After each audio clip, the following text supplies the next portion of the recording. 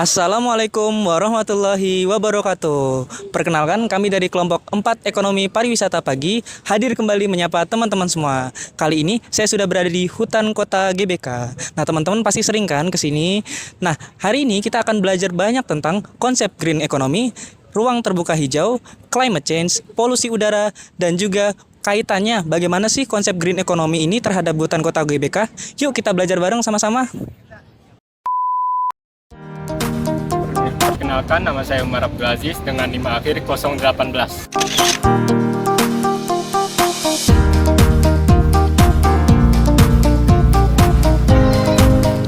Perkenalkan, nama saya Uldan Yazidan dengan NIM akhir 036.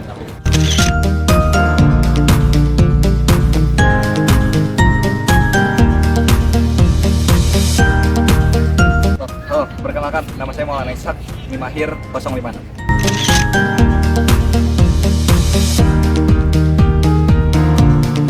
Halo, perkenalkan nama saya Alif Karim Yusri dengan NIM akhir 117.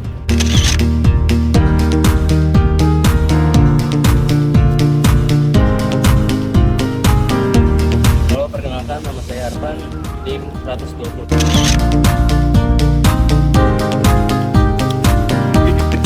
Halo, perkenalkan saya Muhammad Taufik Hidayah dengan akhir NIM 132.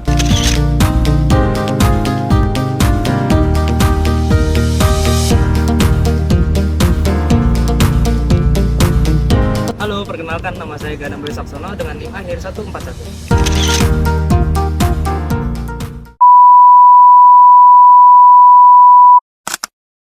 Nah, teman-teman tahu nggak sih apa itu konsep green economy? Sini aku jelasin. Menurut Aris Mayanti tahun 2015, konsep green economy adalah konsep yang menekankan pada pelestarian lingkungan. Konsep ini ditujukan kepada para wisatawan yang concern terhadap isu lingkungan dan memiliki tanggung jawab terhadap lingkungan. Kemudian, konsep green economy juga dapat diartikan sebagai konsep yang menekankan kepada wisata yang berkelanjutan.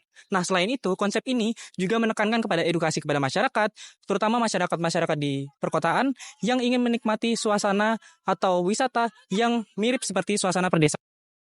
Secara historis, konsep green tourism ini pertama kali diperkenalkan di wilayah pedesaan Eropa. Di sana, masyarakat pedesaan ingin sekali menikmati suasana alam yang tidak terjadi kerusakan lingkungan. Kemudian, dengan adanya konsep green tourism ini, kita juga dapat belajar bagaimana cara untuk menjaga lingkungan dan kelestarian lingkungan, sehingga manfaat dari kelestarian lingkungan ini dapat dirasakan oleh anak cucu kita nanti. Nah, teman-teman, kira-kira udah pada paham belum sih konsep green tourism itu? Nah, di tempat kalian, kira-kira ada nggak sih wisata berbasis konsep green tourism ini? Kalau ada, boleh tulis di kolom komentar ya. Teman-teman, tahu nggak sih kenapa green tourism itu penting? Sini aku jelasin. Green tourism ini awalnya diterapkan untuk memenuhi kebutuhan ekonomi masyarakat pedesaan yang berubah, untuk mempromosikan konservasi pedesaan yang lebih baik, untuk menghibur dan menginformasikan pendidik perkotaan dan pedesaan, untuk menanggapi permintaan pasar akan produk dan pengalaman pariwisata baru. Siapa yang diuntungkan di sini? Jika diterapkan dengan cermat, green tourism ini dapat menjadi langkah maju yang penting dalam hal pengelolaan lahan dan koheren dan kawasan ekologis, serta berkontribusi pada basis ekonomi yang kuat untuk daerah pedesaan. Fitur utama dari green tourism ini mirip dengan ekowisata seperti yang berbasis alam, namun meskipun ekowisata itu ditargetkan pada kelompok populasi tertentu yang tertarik untuk belajar tentang lingkungan alam melalui pengalaman berpergian, sedangkan green tourism ini ditargetkan pada penduduk perkotaan. Namun, meskipun ekowisata ditargetkan pada kelompok populasi tertentu yang tertarik untuk belajar tentang lingkungan alam melalui pengalaman berpergian, sedangkan green tourism ini ditargetkan secara khusus pada penduduk perkotaan dengan gaya menghabiskan liburan di pedesaan dan menempatkan penekanan dan pemulihan dari stres sehari-hari dengan tetap dekat dengan alam.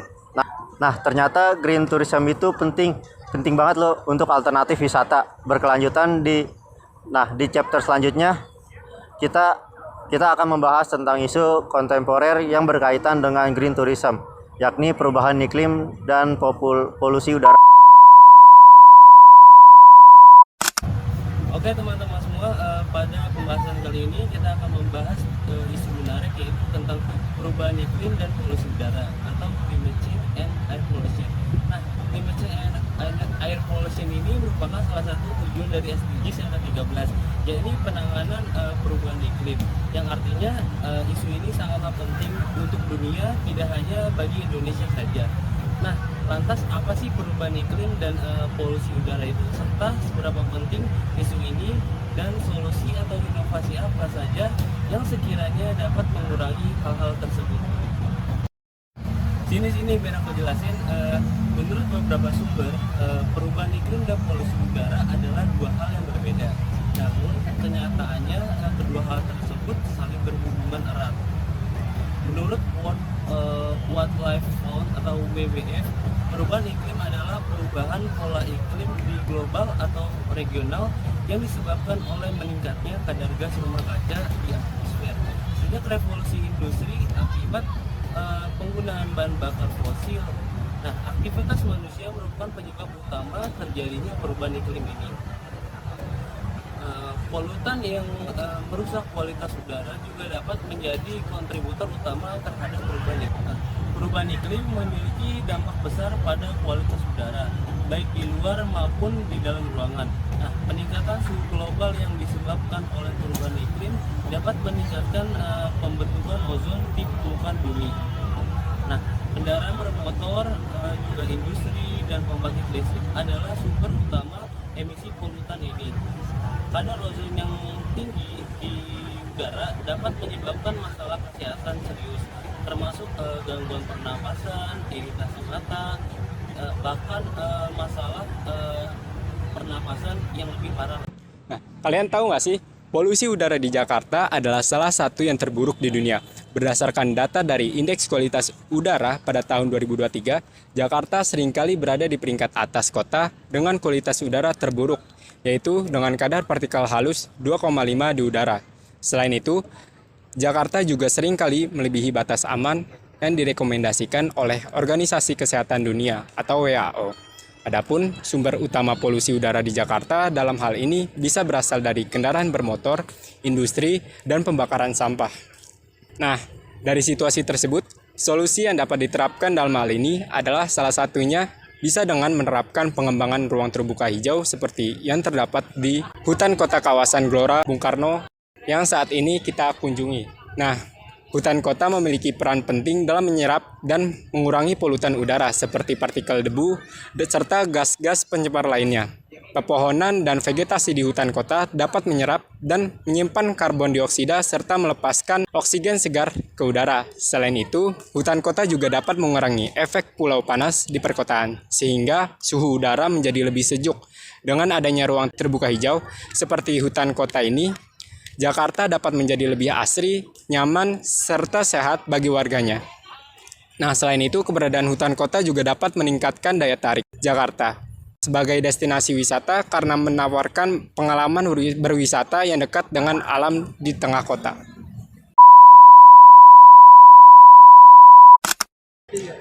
Oke, lalu seperti apa sih kira-kira yang termasuk bagian dari green tourism? Nah, pada kesempatan ini, salah satu yang termasuk bagian dari green tourism adalah ruang terbuka hijau. Ruang terbuka hijau bisa dikatakan sebagai salah satu elemen penting dalam menjaga keseimbangan lingkungan. Bahkan, penyediaannya diatur dalam Undang-Undang Nomor 26 Tahun 2007, yang dimana menyebutkan bahwa sekitar 30% RTH itu harus disediakan pada setiap unit perencanaan wilayah, yang dimana 20%-nya itu ruang publik dan 10%-nya ruang privat. Lalu bagaimana sih dalam konteks Jakarta yang bisa dibilang sebagai kota megapolitan ini? Jadi di Jakarta ini ruang terbuka hijaunya itu ada seluas 33,3 juta meter persegi, yang dimana itu hanya sekitar 5,2% dari total luas wilayah yang ada di Jakarta, yang dimana angka tersebut bisa dikatakan masih jauh dari standar minimum penyediaan ruang terbuka hijau, yakni 30%. Berdasarkan wilayah administrasinya, Jakarta Timur itu menjadi kota dengan luas persentase luas ruang terbuka hijau yang cukup paling banyak, yakni sebesar 26,2% dari total keseluruhan RTH yang ada di Jakarta. Kemudian disusul kota administrasi Jakarta Selatan yakni sebesar 24,87%. Kemudian ada Jakarta Utara sebesar 20,93%. Kemudian ada Jakarta Pusat itu 12,89%, dan yang terakhir ataupun bisa dikatakan yang paling sedikit itu adalah Jakarta Barat, yakni hanya sebesar 8,64%.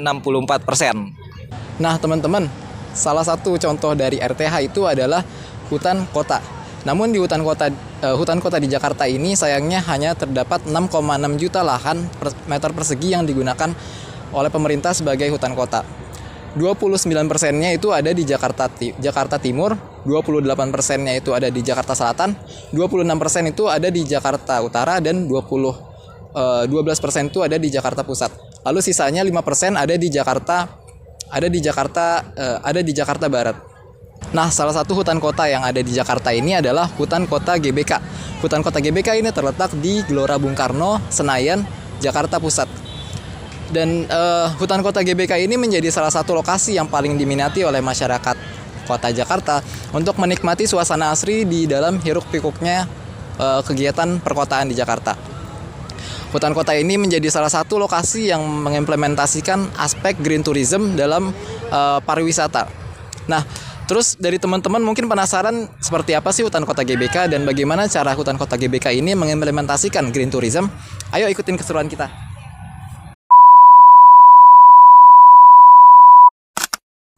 Hutan Kota Gelora Bung Karno adalah area hijau yang berada di pusat kota Jakarta, negara Indonesia. Nama GBK ini berasal dari nama gelanggang olahraga Bung Karno, karena kawasan ini juga merupakan kompleks olahraga yang terkenal. Dalam beberapa tahun terakhir, perhatian terhadap manfaat ekologis dan pentingnya hutan kota GBK semakin meningkat. Area ini sekarang digunakan untuk mengatasi kurangnya ruang terbuka hijau di tengah kota. Nah, seiring pertumbuhan ekonomi dan populasi yang cepat di Jakarta menyebabkan lahan terbuka hijau semakin berkurang. Program seperti pembangunan infrastruktur dan properti menjadi agenda pemerintah yang berkontribusi besar pada degradasi lahan terbuka hijau.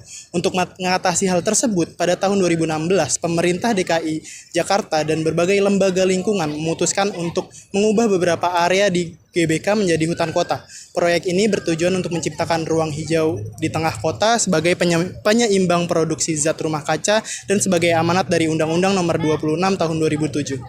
Hutan kota ini memiliki area seluas 14.000 meter persegi dengan pemandangan asri, banyak batu, air mancur, jalan setapak, kolam ikan, bangku, taman bermain, wahana permainan anak-anak, dan fasilitas lainnya sebagai ornamen-ornamen yang memperindah estetika hutan.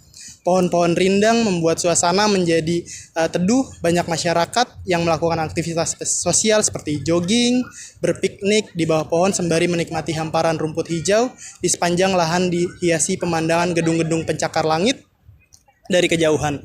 Pemandangan ini membuat hutan kota GBK tidak sepi pengunjung baik dari masyarakat Jakarta maupun dari luar Jakarta. Di sini masyarakat mendapat beberapa fasilitas umum seperti kamar mandi, rumah makan, dan rumah ibadah. Ada beberapa larangan yang harus dihindari pengunjung, diantaranya pengunjung tidak boleh membawa hewan peliharaan dan skateboard. Namun terlepas dari larangan tersebut, hutan kota GBK tetap memiliki banyak peminat, salah satunya karena lokasi yang indah dan bernuansa alam ala taman kota di New York yang menjadi minat tersendiri terutama bagi anak muda yang ingin bersuah foto dengan latar belakang hijau. Pada kesempatan ini kita akan wawancara pengunjung dari hutan kota GBK terkait gimana sih menurut kakak nih hutan kota ataupun ruang terbuka hijau di Jakarta ini udah cukup buat kakak atau mungkin udah cukup gak sih buat lingkungan di Jakarta kayak gitu, atau mungkin seberapa penting sih hutan kota ataupun ruang terbuka hijau menurut kakak? Ya, terima kasih ya.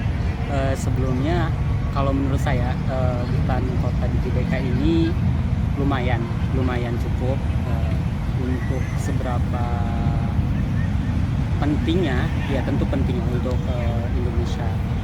Salah satunya untuk Indonesia, terutama untuk kehidupan ya.